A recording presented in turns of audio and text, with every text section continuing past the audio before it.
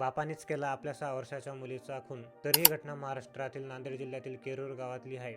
तर नांदेड जिल्ह्यातील हा माणूस ज्याचे नाव होते पांडुरंग कोंडा मांगले, तर त्याला सरपंच निवडणुकीसाठी उभं राहायचं होतं. तर महाराष्ट्रात एक नियम आहे, ज्या तुम्ही सरपंच किंवा ग्रामपंचायत निवडणुकीसाठी उभे असता तर तुम्हाला 2 किंवा 2 पेक्षा कमी मुलं पाहिजेत.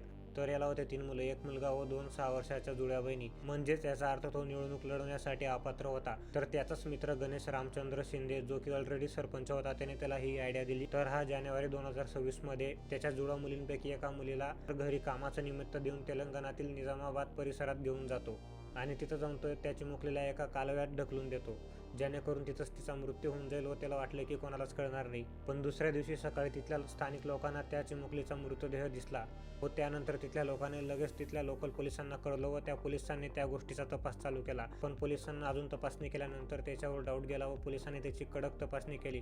त्यानंतर त्याने आपल्या ह्या गुन्ह्याची कबुली दिली